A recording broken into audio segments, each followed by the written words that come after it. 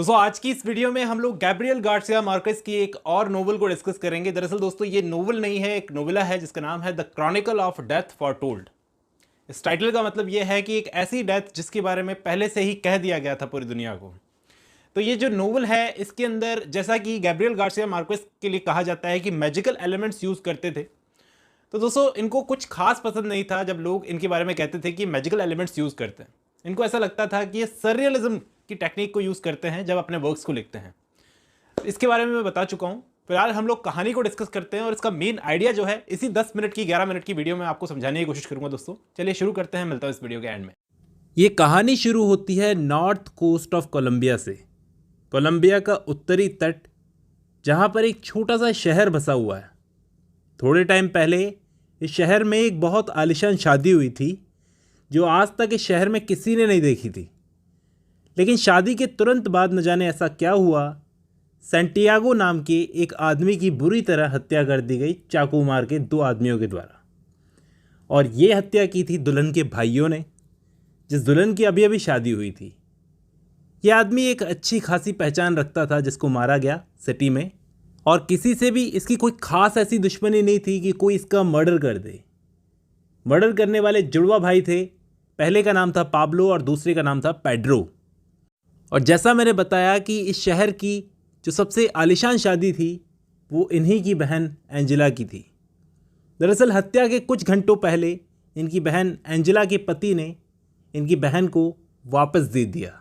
शादी के बाद वो आदमी इनकी बहन को वापस दे गया, और वापस लौटाने का रीज़न ये था कि शादी की रात उस आदमी को पता चला कि ये लड़की वर्जिन नहीं है, पहले किसी के साथ में सेक्स कर चुकी है। उस लड़की एंजेला की माँ और भाइयों ने उसे पीट पीट कर पूछा कि वो आदमी कौन है।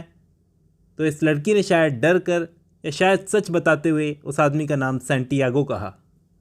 अब दोनों जुड़वा भाई, पहला तो अपनी बहन की इज्जत और दूसरा अपने परिवार की इज्जत के वास्ते उस सैंटियागो को मारने का फैसला करते हैं।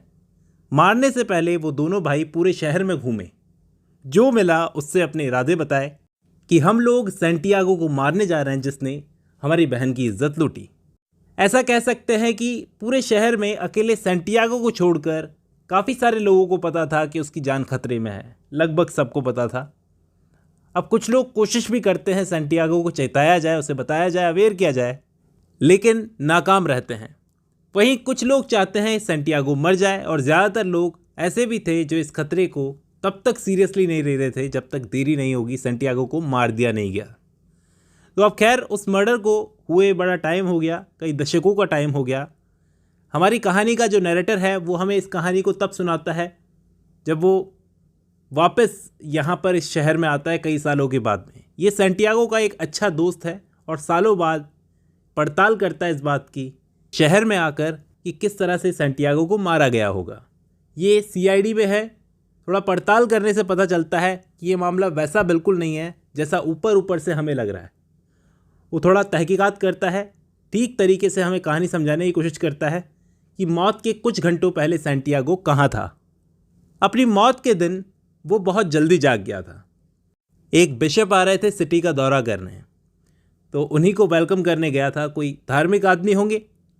जाहिर सी बात है कि वो इस बात से पूरी तरह से बेखबर था कि वो किस बड़े खतरे का शिकार बनने वाला है आज। और अभी तक शहर में कुछ लोगों को पता चल गया था कि वो दोनों भाई उसे मारने निकले हैं, लेकिन किसी ने भी उसे अवेयर नहीं किया, इस खतरे को लाइटली लिया। यहाँ नरेटर हमें उस लड़की एंजेला के बारे में भी थोड़ा सा बताता है जिसकी शादी उस आदमी बेयर्दो से हुई थी, कि बेयर्दो से उसका मिलना कैसे हुआ। बेयर्दो एक पैसा वाला आदमी था। इस बंदे को पैसे का दिखावा करने का इतना गंदा शौक़ था कि पूछो मत। एक दिन उसे एक गरीब कंजर्वेटिव परिवार की जवान लड़की एंजेला पसंद आ जाती है, और वो इस फैमिली के सामने जाकर अपना प्रपोज़ल रख देता है बिना वक्त ज़ाया किए। अब गरीब फैमिली की लड़की थी, फैमिली इतना अच्छा रिश्ता कैसे छोड़ती। और ये बात भी साफ थी कि एंजेला बेयर्दो से प्यार नहीं करती थी, बस एक रिश्ता आ गया था जो उन्हें या तो इनकार करना था या एक्सेप्ट, और फैमिली ने उस रिश्ते को एक्सेप्ट कर लिया। अब फैमिली को ये नहीं पता था कि इतना स्ट्रिक्टली पालने के बावजूद भी उनकी बेटी ने अपनी वर्जिनिटी लूज़ कर दी है। देखते ही देखते वो दिन भी आ गया जब इन दोनों की शादी थी। पूरा शहर उस आलिशान शादी में शामिल हुआ और दुल्हन की फैमिली का खर्च भी बेअर्दो ने उठाया था, क्योंकि उसे पैसे का शो ऑफ करने का शौक़ था, जैसे मैंने आपको बताया। उसी शादी में सैंटियागो भी था। इसके बाद जब शादी ख़त्म हुई तो दूल्हा अपनी दुल्हन एंजेला को अपने नए घर ले गया। वहाँ उसे पता चला कि ये तो पहले से ही सो के आई है किसी के साथ में। अब ये तो पता नहीं कि ये बात उसे कैसे पता चली, कोई टेक्निक होती होगी भाई वर्जिनिटी टेस्ट करने की। वो गुस्से में लाल पीला लड़की को वापस उसके माँ बाप के घर सौंप के आ गया। एंजेला की माँ ने सबसे पहले उसे पीटा, फिर उसके भाइयों ने उसे पीटा।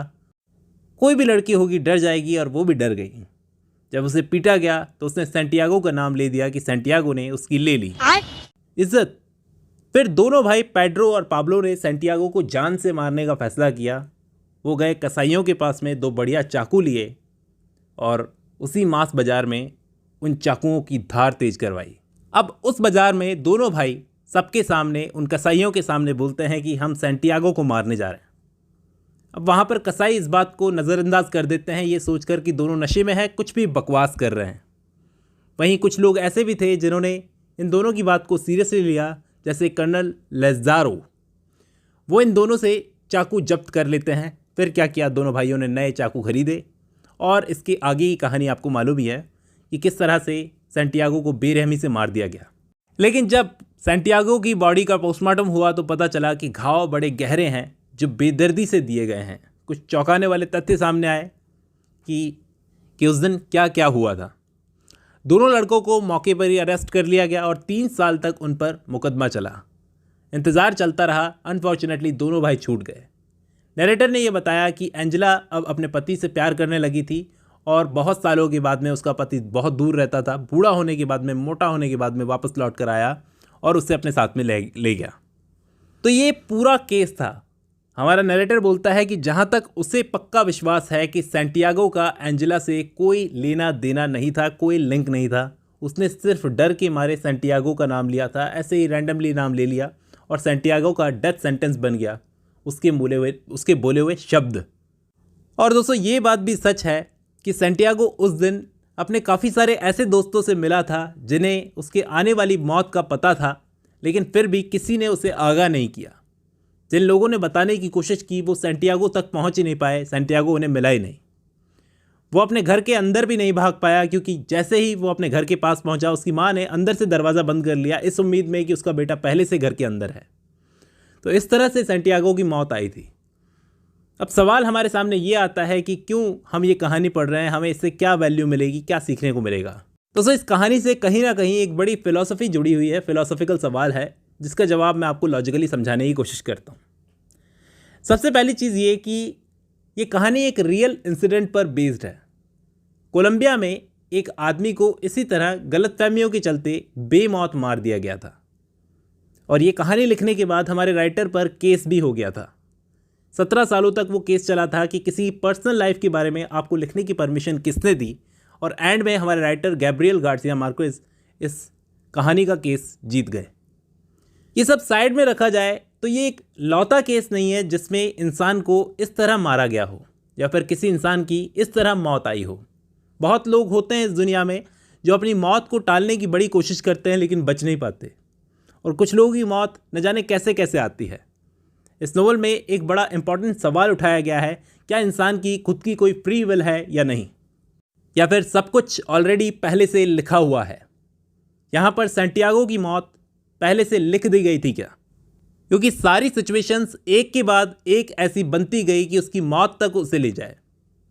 काफ़ी लोगों के पास में मौका था, किसी ने भी उसे बताया नहीं कि उसकी मौत उसके करीब आ रही है, और जिन्होंने कोशिश की उन्हें वो मिला ही नहीं।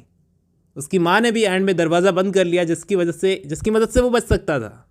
ये सारी ऐसी घटनाएं थी जिन्होंने उसकी मौत का रास्ता तैयार किया। और सबसे इम्पॉर्टेंट चीज़ तो ये कि एंजेला ने क्यों सैंटियागो का ही नाम लिया, जबकि मौजूदा गवाहों से पता चलता है कि सैंटियागो का उससे कोई भी लिंक नहीं था। यहाँ पर फिलॉसफी का एक बहुत फेमस आइडिया डिटर्मिनिज्म फॉलो होता है, जो ये कहता है कि सब कुछ पहले से तय है।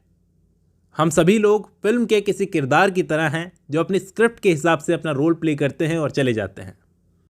लेकिन अगर ऐसा है तो हमारा जुडिशरी सिस्टम, न्याय व्यवस्था सवालों के घेरे में आ जाती है।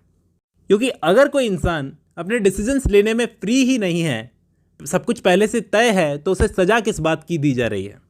ये जो जुडिशरी सिस्टम है, ये सज़ा किस बात की दे रहा है लोगों को, जब उसकी फ्री विल ही नहीं है? तो फ्री विल का होना या ना होना एक ऐसा सवाल है जिस पर सालों से फिलॉसफी में बहस चलती आ रही है, और आज साइंस भी इस बहस में कूद पड़ा है दोस्तों। साइंस का कहना है कि इस दुनिया में हर चीज़ कॉज एंड इफेक्ट का रिजल्ट है।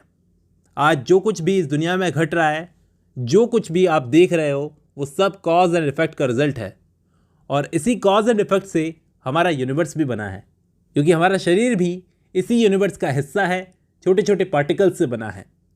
इसलिए हमें पता है कि आज यूनिवर्स में जो कुछ भी घट रहा है वो सब पहले से घटी घटनाओं का परिणाम है, और अब जो आने वाली घटनाएं होंगी वो भी आज घट रही घटनाओं का परिणाम होंगी।